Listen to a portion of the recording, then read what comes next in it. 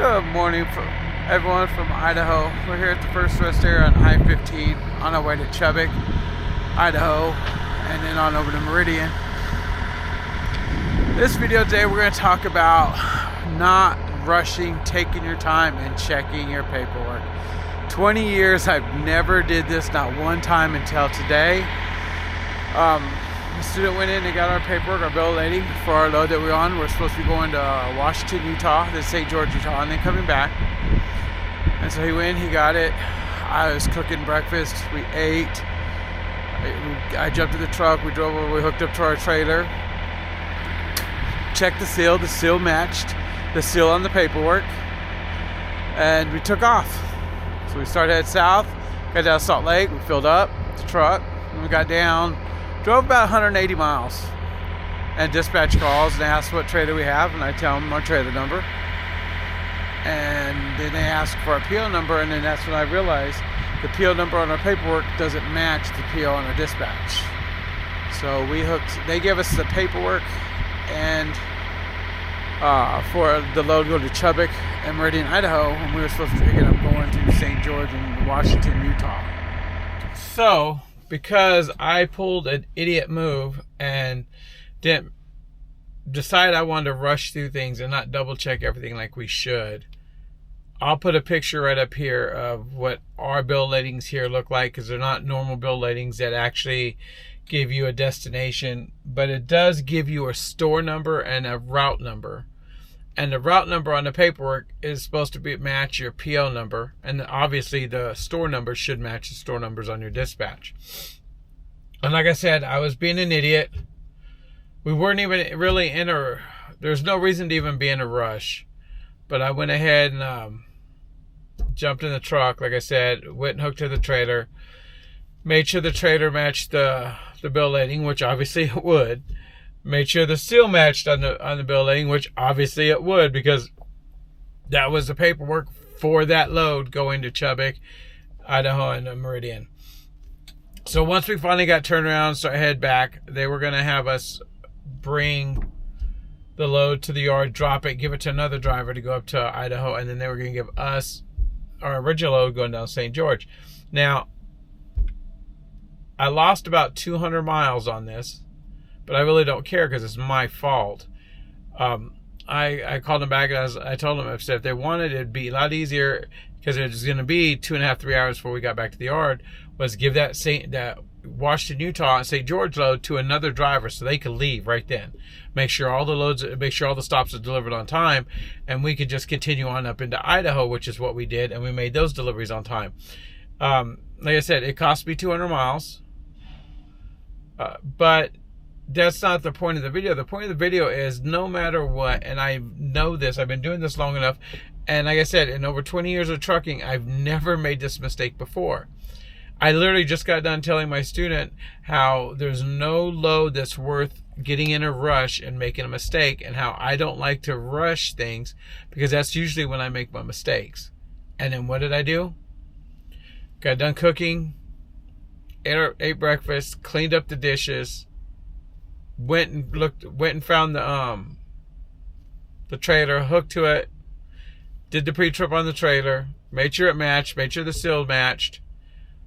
But the important thing is to make sure that the destinations match your dispatch, and the PO numbers or bill A numbers, whichever one you're using.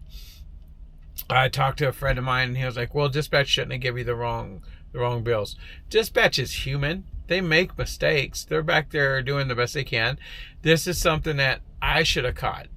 Yeah, maybe they shouldn't have given us the wrong bills, but they're human. They're going to make mistakes. The big mistake came when I hooked to it and I left the yard and drove. That's the idiotic move right there. None of us go through life without making a mistake. So this doesn't fall on dispatch. This isn't dispatch's fault. This is a 100% driver error, my error. Now, the upside to this is it gives a good showing to my student as far as what not to do and why not to do it. It gives a bad showing of his mentor is actually making a bonehead, stupid mistake. But I tried to tell him and talk to him, and I'm trying to look at the silver lining around this dark cloud is the fact that he understands why it's so important that we slow down. I can't tell you what in my mind made me decide we had to hurry up and go. I'm usually not in that mindset, especially on this account. In trucking in general, there's no reason to feel that you're in such a rush that you have to put your life in danger or make mistakes. You have plenty of time to slow down and do what you need to do. So I really have no excuse, and I have no reason except for the fact that I was a bonehead and being an idiot and rushing through something that I shouldn't have rushed through, and there was no reason for it. I'm putting this video out here to show even us veteran truckers, we make mistakes. We're not perfect. And I want to show my journey, like I said, with you guys through Swift and through the transportation industry while I'm in it. And, well, I wanted you to see that not only the companies, not only Swift or Snyder, not only do they make mistakes, but us as drivers, we make bonehead, stupid, idiotic mistakes. And not only did this cost me miles, but it cost the company, because the company actually paid me the miles that I went down and then the miles that I came back up. So the company had to pay me those miles due to my mistake. Now, I would not have been mad. I guess most drivers probably would have.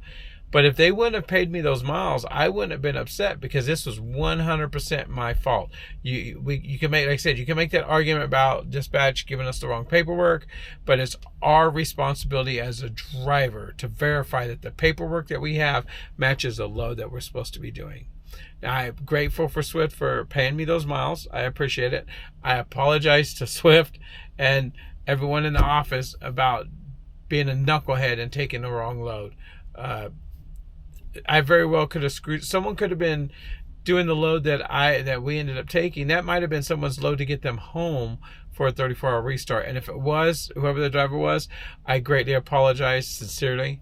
Bertha, the load planner, I apologize to you as well for being a bonehead, because even though you were able to get things situated pretty easily and flawlessly, I believe I put an extra undue stress and workload on you that shouldn't have been put there. So I do apologize for that, and thank you for working through it smoothly and quickly. So everyone, remember, take your time. Don't rush. It's not worth it. Make sure your bills and your bills match where you're going before you leave with the trailer. And be safe out there. And thank you for watching. Please comment, like, and subscribe down below.